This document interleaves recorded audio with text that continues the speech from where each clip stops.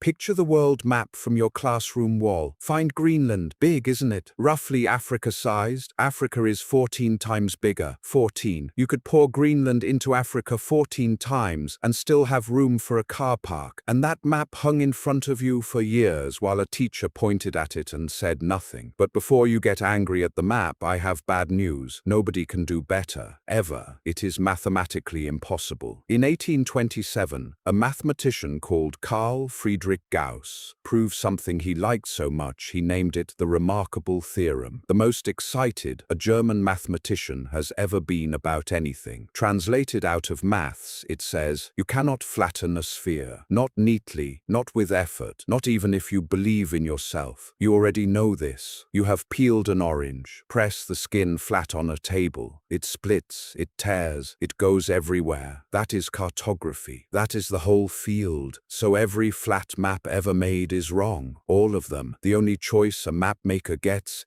is which flavor of wrong they would like today. Which brings us to the man who picked yours, Gerardus Mercator, 1569. And he was not thinking about Greenland's feelings. He was solving a problem for sailors. If you are crossing an ocean, you want to point the boat, hold one compass bearing, and not die. On a globe that path curves in a way that is deeply annoying. Mercator found a way to stretch the world so that any compass bearing becomes a straight line you can draw with a ruler. For sailors, genuinely brilliant, life-saving. The catch is that the stretching gets worse the further you go from the equator. A bit at first, then a lot. Then Greenland becomes a continent. That is not a bug. That is the engine. Take out the distortion and the map stops working. So a navigation tool from 1569 ended up on 10 million classroom walls, doing a job it was never built for. Now, 1973, enter the drama. A German filmmaker named Arno Peters calls a press conference to unveil a new map. Every country at its true size. Africa, enormous. Europe suddenly quite small and embarrassed about it. Peters argues Mercator has been quietly flattering the North for 400 years. The idea explodes. Charities adopt it. In 2017, Boston schools switch over, and it makes headlines worldwide. And professional cartographers absolutely lose it. Not because they loved Mercator. They had been moaning about Mercator for decades. They were annoyed for two much funnier reasons. One, it was not new. A Scottish clergyman called James Gall published basically the same map in 1855 without the press conference. Peters rediscovered a map the way you rediscover a jumper at the back of a wardrobe. Two, it does not fix anything. It cannot. Gauss already settled that. Peters got the sizes right by getting the shapes horribly wrong, which is why every continent looks like wet laundry hung out to dry. So the famous corrected map is also lying, just with better PR. There is no honest flat map hiding somewhere. There is only a menu of compromises. People keep trying. In 2016, a Japanese architect called Hajime Narukawa won his country's top design award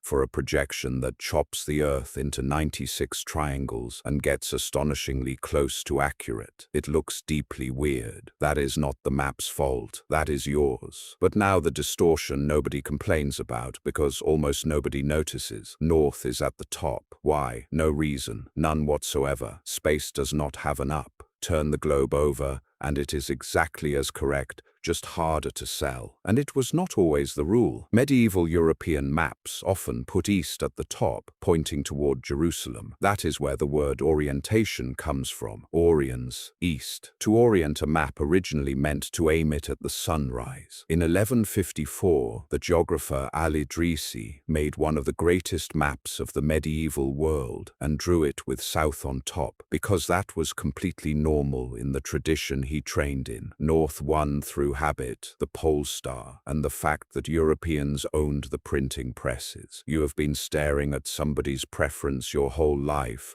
and calling it a fact about the planet. And here is the bit that should actually bother you. This is not really about maps. A map is a model. It takes something enormous and throws almost all of it away, so the rest is useful. That is not maps failing. That is what a map is. So the question is never whether something is accurate. It is what it was built for and what it quietly binned to get there. Every summary, every statistic, every simple version of a complicated story. Same trade. Something got stretched so something else could stay straight. Go look at that classroom map again. Greenland is still enormous. Africa is still 14 times bigger. The map is still lying, and it always will, because a flat sheet cannot tell the truth about a ball. The map is fine. Nobody just told you it was a choice.